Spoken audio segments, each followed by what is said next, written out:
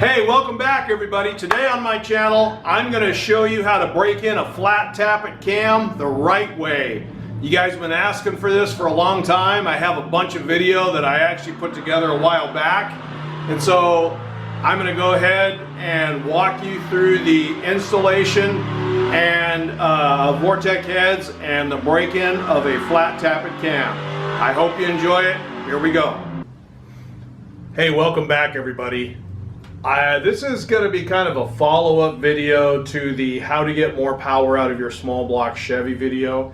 So what we have here is this is an engine that I did for a customer. He's an older gentleman and he has a Pontiac street rod. It's I don't think it's a kit car, but it's like a fiberglass body car. I don't know, maybe it's a kit car. I saw it briefly, but it's pretty trick. It's a lightweight street rod type deal. It's got, you know, all the bells and whistles with a narrow rear end and everything. So, and he's an older gentleman. He's retired, and this is his. He says this is his last hurrah. So what we did is we built him a really stout 350 Chevy, and you saw in the other video that I did about how to get more power out of your Chevy, you saw the Vortec head upgrade, how we modified the Vortec head so they would be compatible with the cam. So this video, this is the engine that those Vortec heads are going to go on.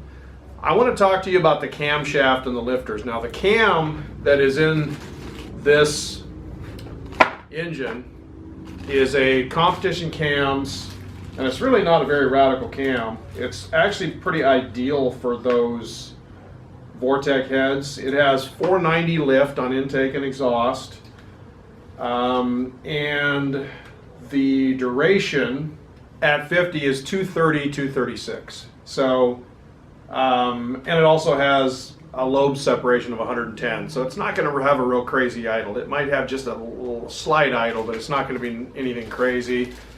But it does have, you know, considerably more lift and duration than the stock cam. And it's actually a really good match. Around 500 lift, 480 to 500 lift is really where those Vortec heads are the happiest. And so I think the cam's going to work really well. It is a flat tappet hydraulic cam. Now, the thing I want to talk to you about is, well, there's a couple things. Number one, I want to talk to you about the lifters, because I ran into a situation probably about 6 months ago where I put a flat tappet cam in, I put the lifters in, and I did the break-in and the run stand like we're going to do with this. That's another thing is this video is basically going to be walking you through how to break in a flat tappet cam. I'm going to put this thing, finish putting this together. I'm going to show you the oil that we use. I'm going to fire the engine up, and I'm going to show you the process that we go through to run the engine in for the first 20-30 minutes. And because I've had people been asking me to do this forever. How do you break in a flat tappet cam? Okay, so but before we get to that, a couple things I want to talk to you about. Number one, this incident that took place about 6 months ago, I put the cam in, I did it like I always do. I used the same high zinc oil, got the RPMs, blah, blah, blah. About 7 minutes in, because I timed the break-in. The break-in is a 20 minutes minimum, sometimes up to 30, but for sure 20 minutes at 2,000 RPMs. I got 7 minutes into the break-in and the motor starts rattling and popping out the intake and backfiring out the exhaust, you know, so obviously I shut it down. I'm like, what the heck is going on? So I pull the rocker covers and I'm thinking maybe the rockers came loose or something. Rockers are all right where they need to be. Well, a little more investigation, and what I discovered is I shredded one of the lobes. I shredded one of the lobes in the lifters. Just shredded the lifter, as if I didn't even have zinc oil in it, or as if I didn't, you know, get the RPMs up and I let it idle, because that's what happens. It shreds the lobe. So basically, it ruined the engine. So I got this brand new engine just built on the run stand, and within 7 minutes, it's destroyed. I mean, it wiped out the bearings, it scored the crank up, even the pistons pins were tight from all the metal that went in there. So when I took it apart, So needless to say, I was very, perplexed. I'm scratching my head going, man, I've done everything the way I'm supposed to. The cam went flat. So listen up. This is important, you guys, if you're going to build one of these. I discovered something very disturbing, and that is there are, and I knew this part already, there's only a couple, maybe 3, but I think only 2 lifter manufacturers in the world. And that's a fact. They make lifters for everybody. Now, I'm not going to mention the name of the company that these lifters came from, but after I talked to a bunch of friends of mine, I got a lot of friends who own machine shops around town, and every one of them said that they had the same thing happen, and it just so happens they were using the same particular brand of lifter that I used. So the problem is on the small block Chevys, and as far as I know, it's only the small block Chevy that's had this problem. So I'm not going to tell you the name of the company because I don't really want to do that, but I am going to tell you what lifters you should be buying and only buying. So there's a company that makes lifters, and the name of the company is Delphi, okay? Delphi made lifters, or lifters made by Delphi, are the lifters that you want. Now this is competition cams, lifters. Competition cams, lifters are made by Delphi. So if you just want a good set, get a set of comp cams lifters. But what you'll notice is, when you look at the Delphi lifter, you'll see a line going around the bottom of the lifter right here on the small block Chevy lifter. It's just a little tiny groove. That indicates that this is a hardened lifter on the bottom. So this is the hydraulic flat tappet or the solid flat tappet you want. You want the Delphi with the groove on the bottom. Now I'm trying to save you a lot of grief. I went through, it took me a lot of time and a lot of research. It took a couple of months, right, to come to all these conclusions. And I was also consulting with all the other shop owners in town who are also building and running these engines. And they all came to the same consensus. The Delphi lifters are great. You won't have any problem with them. So my recommendation is, and I'm not getting anything from Delphi or from Competition Cams. I should actually contact them and say, hey, you want me to plug your stuff? But I haven't done that. If you want to be safe, Comp Cams lifters are great. I've never had any issues with them. Nobody I've talked to's had any issues with them.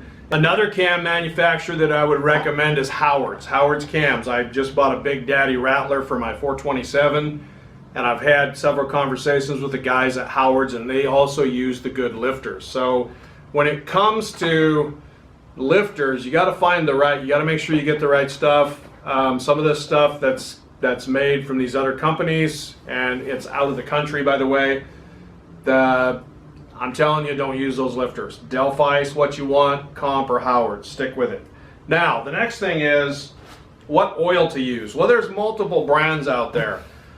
I've recently discovered this one. I like Joe Gibbs break-in oil. I've broken in a ton of engines with Joe Gibbs break-in. I've never had a failure with that oil. I've been using this lately, and this is a company called Maxima. And if you research them, you can go online and you can research their company and this break-in oil. I've been using this for about 6 months, and it is fantastic stuff. It's high zinc, non-detergent. Now another thing is sometimes you get the zinc additive or the ZDDP additive because you have to have that in the oil to break in a flat tappet cam. But I would caution you, I've seen 3 or 4 cams go flat by putting zinc additive, Comp Cams additive or whatever in an engine and running it with oil off the shelf from AutoZone or Napa or whatever. And the problem's not the additive. The zinc additive that Comp Cams makes is really good. It's a great additive, and it works. The problem is guys are running that with detergent-based oil. Listen, you cannot do that.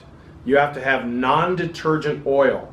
What happens is, and most oil has detergent in it. Detergent is just what the name implies. It's soap. It's a cleaning agent in the oil to keep the inside of your engine clean. The old days when we ran non-detergent oil all the time, we ended up with tons of sludge in the motor, and you don't really want to do that either. But during the first 500 miles, if you're going to run the comp cams additive, make sure you use non-detergent oil. Or you could just get a break-in oil like the Maxima or the Joe Gibbs, or even Lucas has a really good one that I've used that works very well, specifically designed for breaking in flat tappets, non-detergent, high zinc oil, high ZDDP content, and you won't have any problems, or you shouldn't. So basically that's where we're at. So I'm going to get, this is going to get the Vortec heads and the Edelbrock Vortec intake package on top of it. I mean, obviously I haven't put it on yet, but I kind of wanted you to see, you know, what we're doing with this. And, you know, these are the flat tappet lifters that are going to go in the engine here. Now, when installing the lifters, I recommend that you buy a tube of this stuff here. This is assembly lube. It's made by Stay Lube, and they call this, it has Mahle graphite in it. I recommend that you get a tube of Stay Lube engine assembly, the black Mahle graphite stuff. When you actually install the lifters, and we got to use the right oil and all that stuff, but when you actually put the lifters in the block, and I also coated the cam lobes with this, I recommend that you take this Mahle graphite and you put a big blob of that Mahle graphite on the bottom of the lifter, just like that. And then as you do that, just put them in. I won't make you watch me put them all in. But go ahead and lube up the lifter with some Mahle graphite. It might not even hurt to put a little on the body here. You don't need a ton of it there, because we're gonna prime the oil pump. There'll be oil all over in here. But as far as the mating surface of that flat tappet, get a good coating of Mahle graphite before you put it in your bore. And the other thing is, if you're doing a flat tappet, make sure that the lifters go in the bore real nice and easy. Make sure they're not binding or tight, because these lifters has to rotate. If you get a lifter that goes in tight or won't move up and down freely, that's a problem. You're going to have to figure out why that's happening and correct that. Sometimes there's a burr on the bore or something like that. The time to actually figure that out is not after the engine's assembled.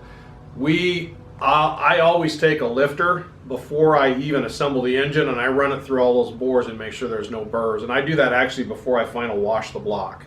So go ahead and put Mahle graphite on all of them.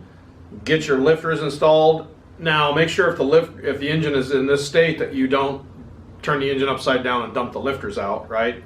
You might want to put your lifters in after you got your heads on. It's up to you. But regardless of when you do it, nice coating of Mahle graphite is really going to give you a head start on making sure that this cam lives. So we're going to use a flat tappet cam setup, and I will walk you through the break-in, I promise. So once I get the heads and the intake on this, which is probably going to be like 2 or 3 days before I get back to this, but as far as the video goes, it's going to be like in the next frame. So so when I see you next, I will have this in the run stand, and I will walk you through the break-in. I'll walk you through the RPM range, how to start it up, where the timing should be set, because you got to get the timing right. If the timing is advanced too far during that break-in, you're going to damage the motor. So there's all kinds of things that you got to do. There's procedures that you have to go through to actually break this in correctly. So I will get that done, and I'll be right back. Welcome back, everybody. So I've got the heads on the engine. Now I want to talk to you. I wanted to talk to you about this a little bit. I did a video on these gaskets before. Now with the Vortec heads, what you have is 4 bolts on each head. There's nothing in the middle here. Now I have actually drilled the intakes and drilled these before. I have a video. In fact, the previous video where I'm doing the upgrade, we went ahead and drilled these. But I'm not going to do that with this one, because it's not really necessary for this engine. And so I'm going to go ahead and skip that step. Now this is the gasket you want for this. This is a Felpro MS 98000T as in Tom. You can pause it and look at that if you want. And what this is an all steel gasket. So the gaskets that come with from the factory for the Vortec heads are basically like this. They're plastic, and there's no metal in it, it's just plastic. There are some metal rings here, but these, listen you guys, these gaskets are garbage. So what I would recommend is you throw these in the trash and you go with this steel gasket. I've done a bunch of these heads now with this gasket, and I've never had any trouble with them. So when installing the intake, make sure you get this gasket from Felpro. Now, as far as the gaskets that go on the ends here, I want to talk to you about installing the intake a little bit. I figured I'd do this since I'm putting it on. They do have end gaskets, the rubber gaskets that go on the ends of the intake here. What you need to do is you also need to take those and throw them in the trash, because if the heads have been surfaced or the block's been surfaced, the intake is not going to sit right on this gasket. Sometimes this end gasket can actually hold the intake up off of here, and it causes a problem. What you want to do is you want to take a bead of silicone and run a bead of silicone down the ends here. We also, now I put silicone sealer on the block around the water jackets. The water jackets are the four corners, and you also want to put that on top. Don't put any silicone here by the intakes, because the intake could just suck that silicone right into the intake port, and they don't really have any trouble. We just want a little bit here, and then run it down right in this corner here. Make sure you run a little bit of silicone right there, and the same thing on the other side. Little silicone right there, and I did that on the bottom side of the gasket as well, and then just around the four water jackets. Now I'll get the back ones too. I'll do all four of these.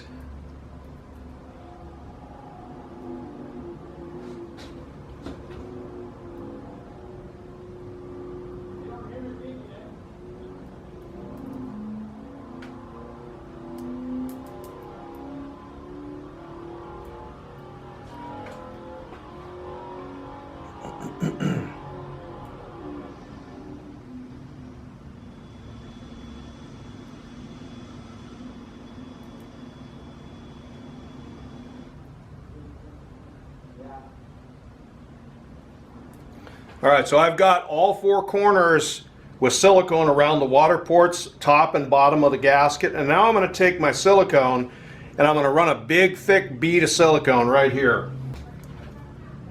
So you can use RTV gray or RTV black, either one works. So we just want to run, and make sure you get a thick enough bead here that it's gonna take up that space.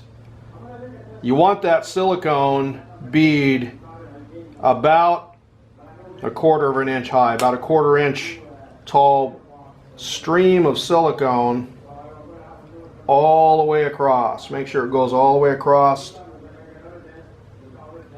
right there.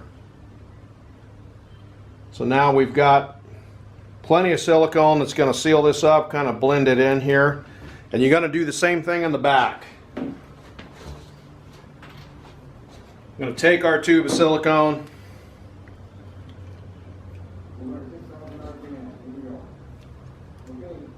and we're going to run it right across the back. Make sure you don't get this into that oil hole there. You might want to put a sensor or a plug, something in that hole, if you don't feel comfortable doing this. I've done this enough times I can avoid it. So you want that bead of silicone on the front and the back just like this, a big thick bead. And then we're going to take our intake and we're going to set it straight down on there. In all the years I've been installing intakes on small block Chevys, Fords, even big block Chevys and Fords, I've used silicone for most of those years, and I've never had an issue with these leaking in the front and the back. Now, if what you'll notice is the GM and even the Ford stuff, when they put the rubber gaskets in there, after the engine gets, mileage on it, and gets up in age, these front and these back gaskets always leak. You get the steel gaskets on here, the steel gaskets with the rubber overlay, the neoprene overlay, all four corners with the silicone, front and back. Put your intake straight down on there, and you will never have a leak.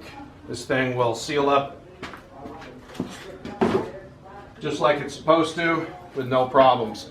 Okay, so this is our This is our Vortec intake, guys, and again, it's got the 4 bolts coming up. We got studs in here. So we're just going to take our intake now. The studs acts as guides, and we're just going to set the intake over the studs and let it gently sit right down on there. Now, another word of caution I would give you on these intakes, the torque on these intakes is really light. It's almost so light it's hard to believe. It's about 15 foot-pounds. One thing you don't want to do is over torque these intakes. That's going to cause you a problem. So we want to go ahead and I'll get all the nuts on here. Get my one last stud in. And then I'll show you the torque sequence on this thing. Guys, so another thing that I would advise you if you ever use an aluminum intake manifold, always make sure you put flat washers under the bolts or the nuts. Now the torque sequence it's 15 foot-pounds, and the torque sequence is a crisscross pattern from the center to the outer bolts. And there's only 8 of them, so it doesn't take that long. Now what I'm going to do is I'm going to convert that 15 foot-pounds to inch-pounds. It's a lot easier if you use an inch-pound torque wrench. If you don't have an inch-pound torque wrench, I recommend you get one, because it can be pretty hard to do even with a 1/2-inch drive, or I'm sorry, 3/8 drive foot-pound torque wrench. It's pretty hard to get it down to 15 foot-pounds.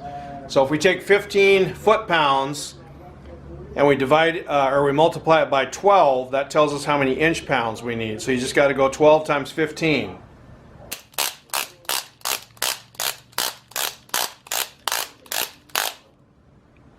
Twelve times 15 is 180 inch-pounds. So there's 175. 180 inch-pounds. Okay, so we're going to start here.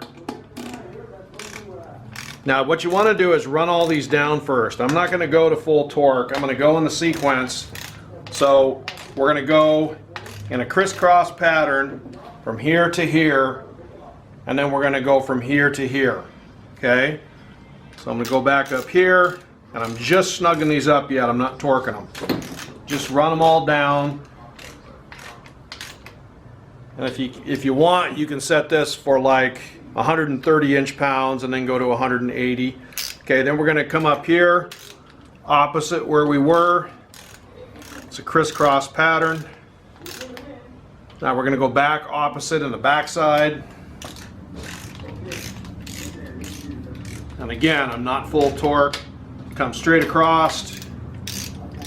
And then we're going to go diagonally up to that last one in the front, right up this way. So it's basically just a crisscross pattern. You got to pull it down evenly from side to side. All right, now I'm going to go back here and I'm going to start. It doesn't matter which side you start on, but I'm going to go to the full 15 foot-pounds.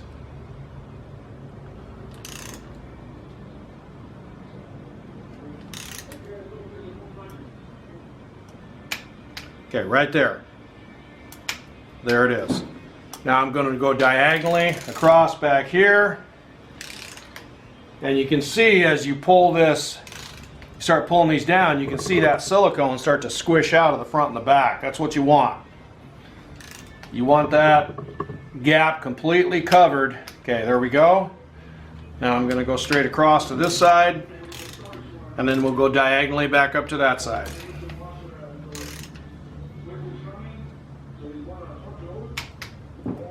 There it is. Crisscross back up here. And now, once this one's torqued, we've got all the inner bolts torqued. Okay, there it is. Now I'm going to go crisscross back to the very back one back here.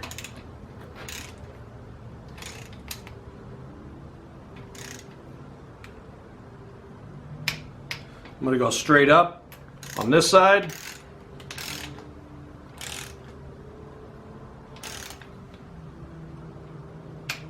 Then I'm going to go diagonally to the back side.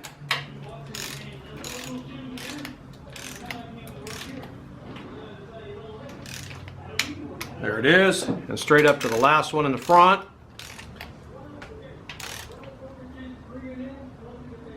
And that's it. That is your torque pattern. Now, another thing I would advise you is go back over them, start again, and do it again. Make sure that, because sometimes these will loosen up. See, I went a little bit. Now I'm going to go in the crisscross pattern. Yep, that one loosened up. Come up here. That's good. That's good. I'm going to go diagonally to the front, straight across, and the outer ones are usually tight. These outer ones, they're torqued. So now I go and I check them all. If they're all torqued, you don't really have to go in the pattern. We're just double checking that they're torqued, and they are. See, now that one came loose. What happens is these studs can stretch a little, the gasket can compress. So you just got to go over this a few times and make sure that the manifold hasn't settled or the gasket hasn't compressed. And just make sure that you got that 15 foot-pounds on every one of these. Okay, so now, if you notice in the front here, the gasket, the silicone has all squished out. Just leave it there for now. Same thing in the back. So our manifold is now installed. That's how you want to do it. Make sure you follow the torque procedure, and you also follow the spec for these. The spec is real low on these Vortex. One thing I know for sure, and I've seen guys do it, if you over tighten these Vortex type intakes, the gasket will leak almost every time. So stick with the manufacturer's torque rating and you'll be okay. Alright, so next, when it comes to break-in, at this point, I like to put the oil in. Now, you can pour the oil over the valve covers here, or you can pour it down the distributor hole with a funnel, whatever you want to do. But again, we're using this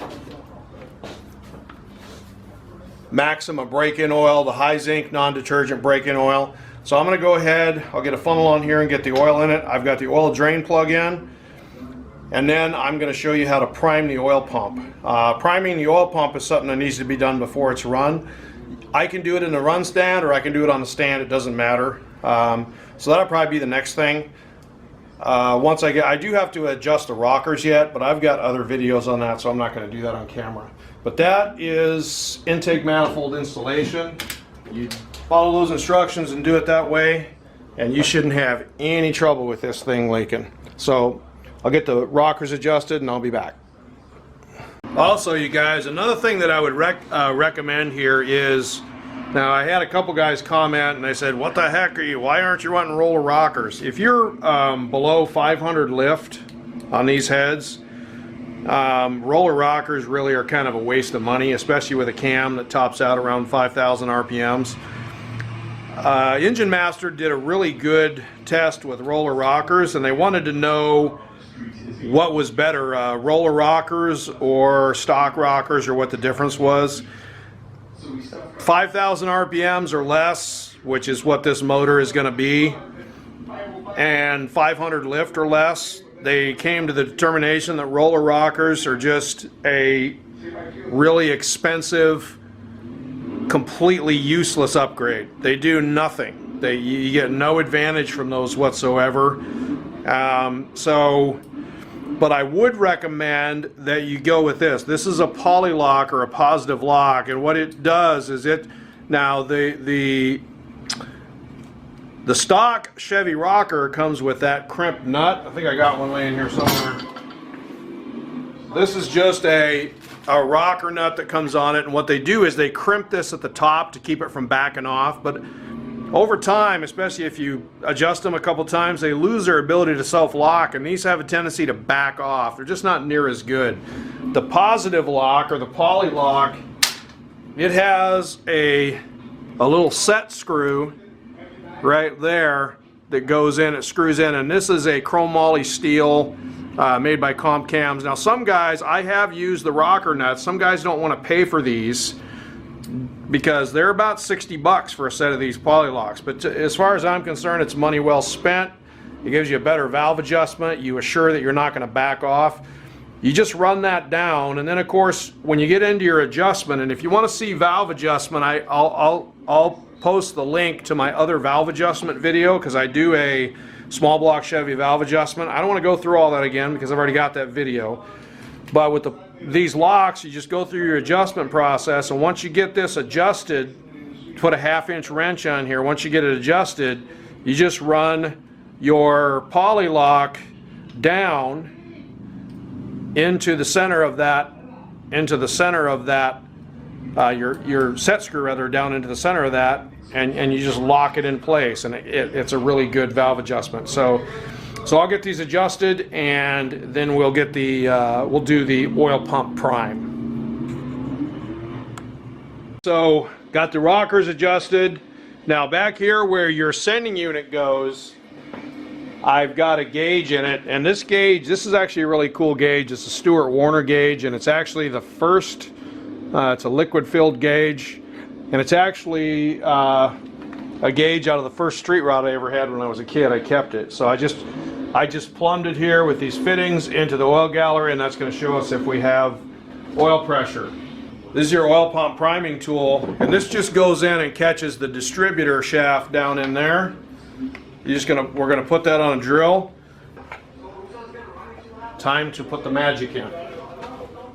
It's our Maxima break-in oil. We're gonna get 5 quarts of this in, and then we're gonna get 5 quarts of this in, and we can prime that oil pump.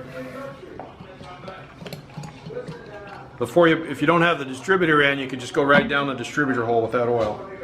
All right, we got all our oil in, and now we're gonna let that funnel settle a little bit, and then I'll show you how we prime this pump. Well, now keep your eye on the gauge here. There it goes. You watch right here, you'll start seeing oil popping out of those push rods. That one there is coming, that one's coming. We got 50 pounds of oil pressure. That's really good, and I'm spinning this even on high. This drill is not spinning that pump as fast as the engine will be when it's idling.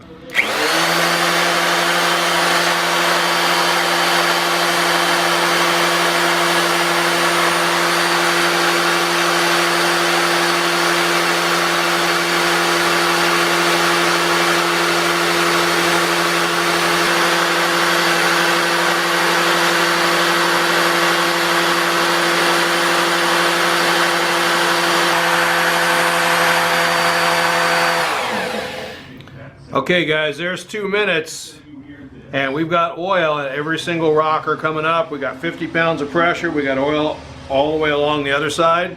So that's really good. That's the way you want it. That's really all you need to do. Now it's important to prime it though before you fire it up, because when you got a rebuilt engine like this, there's nothing in the oil galleries except air. So we're just about there. Next, I promise we'll get it into the run stand and talk about how to get the distributor in and light this baby up. Guys, so we've got the engine in the run stand, and I've pretty much got it buttoned up. I still got a few things to do. I got to finish putting the distributor in, but I want you to look at the timing tab and notice it.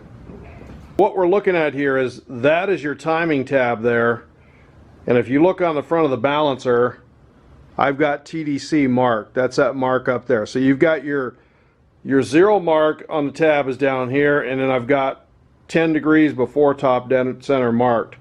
And you'll notice I've set the #1 piston about 10 degrees before top dead center. Now you can do this on 0, but I like to do it about 10 degrees before TDC. So I want you to make a note of that.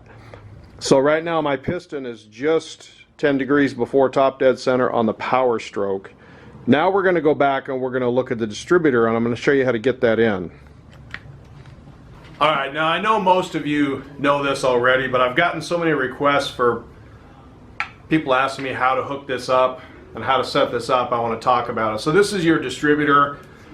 It has a gear down here that's driven by the camshaft, but it also has a piece down here that meshes with the oil pump. The oil pump shaft goes in here, and this drives the oil pump shaft. So this goes in, meshes with the cam gear here, and also has to drive the oil pump. Now, a lot of times when we put these in, I actually have another video called How to Install a Distributor, and I go through this. A lot of times what happens is you'll get this distributor in and it'll mesh with the gear down here, but it doesn't line up with the oil pump on the bottom, and you'll notice that the distributor won't go all the way in. It sits up about a ½ inch, and it just won't go down and go flush with the manifold. Well, there's a real simple way to do that, and I'm going to show you that. But more importantly, what I need to know is I need to know, so right now you saw that we have the engine right about top dead center, 10 degrees before TDC. We want this engine to fire initially when we start it up at 10 degrees before top dead center. So since the piston is sitting 10 degrees before top dead center right now, I want my rotor here pointing right at the number 1 spark plug wire when I start this thing up, right? So when I set my distributor up, this is my number 1 here, and I'll mark that before I put it on. That's my number 1. I want the rotor here pointing right at that number 1 plug wire. Well, the cap, when it goes on, it only goes on one way. There's a locating dowel on this cap, and this is just my run stand cap. So the cap goes on, and there's some slots on here. If you look at this, there's a slot right there. That slot coincides with a slot inside the cap. So this guy goes on here, and you'll feel it lock in when you put it on. Right there. It just locked into the slot. So you can see right next to this, right next to this mounting clamp, there is a small square dowel that fits right there in that square dowel. So it goes just like that, and if you don't have it lined up, the cap's not going to fit right. But when I slide it over and I line up with that square dowel, what you'll notice is the cap pops down on there. So that dowel goes right into that slot right there, and that locates the cap. So the cap goes on, it only goes on one way, it's located. What I need to do is I need to make sure that after the cap is on, when I get the distributor in the engine, this rotor is pointing to my number 1 spark plug wire. So what I'm going to do is I'm going to go ahead and put the cap on. I'm going to line up my dowel, and then my number 1 spark plug is right here. So I'm going to mark that. So I'm just going to go ahead and I'm going to put a number 1 right there. Also, I'm going to mark the body of the distributor right in line with that number 1. So now I know where that number 1 is. Once I take the cap off and put my distributor in, I know just exactly where that rotor needs to be pointing. Now, it doesn't have to be, I know I sound like I'm contradicting myself, but it doesn't have to be exactly on that mark when you install it, because you have some adjustment here. When this hooks into the camshaft and the oil pump, this is going to turn the rotor, but the body of the distributor where the cap is attached moves independently of that. So this thing is going to be locked into the cam gear, right? And I have some adjustment here. So if I get this in and I'm off a little bit, I can actually move the distributor over here and get it right on. This is how you set your timing, by moving the distributor and dialing that in. And we'll put a timing line on and I'll show that to you. But that's the gist of it, guys. You want your rotor pointing very near where that's at, where your number 1 is.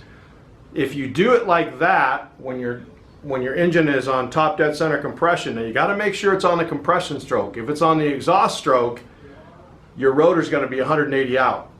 Your timing's going to be 180 off. So make sure you're on the top dead center on the power stroke, or the compression, the power stroke. All right, so with that, we're going to go ahead and stick our distributor in the engine and try to get it lined up here. So now we're back here. We've come to the back of the motor, and remember, we have marked our distributor where our number 1 on our cap is going to be. And then now make sure you got this gasket on here, and then we're just going to gently lay that distributor down in. It's always a good idea to put some lube on this gear as well. So I recommend some assembly lube, or at the very least you definitely want to put some oil on this. Lube up that gear because it's going to mesh with the cam gear. And then now, as a general rule on the Chevrolet, once we get this in, the vacuum advance right here is usually going to point at this cylinder right here, not the rear cylinder, but the second one from the back, right, which is number 6. Now I know that my mark is way up here on the front, so I'm going to rotate my rotor, and then I'm just going to, now when it goes in and meshes with that cam gear, as it meshes into the gear, it's going to move the rotor clockwise. So I've got the rotor, my mark is about right here. My mark is about right here, and my rotor is pointing over here because I know it's going to move about that much. Now watch what happens when I get into that gear. Once I get down into the gear, it's going to move. So it moved. Now the question I need to ask myself here is, where this distributor is sitting, can I line this up with my mark, right? And I can. Now that I've got the distributor into that point, you can put this anywhere you want, but if you'll notice down here, we're not flush. You can feel that this is meshed with the cam gear, but what's happening, the reason this is sticking up here is because I'm not lining up with my oil pump shaft that's coming up underneath. So really all you got to do is rotate the motor. I can turn it by hand or I can crank it. I'm going to crank it, and you'll see this thing fall. I'm not going to lose my timing or my position, because when I crank it, the rotor is going to turn, but the engine's going to turn with it, so it's going to stay timed. So I've got the battery hooked up, and I'll zoom in on us because I want you guys to see it. You know, a lot of guys will try to get a screwdriver and they'll mess around with this thing. All you got to do is rotate the motor. So I'm just going to touch the key. I'm going to hold on to the distributor body here, and I'm just going to touch the key, and I want you to watch right here where that distributor is, and you'll see. I'll back out a little bit.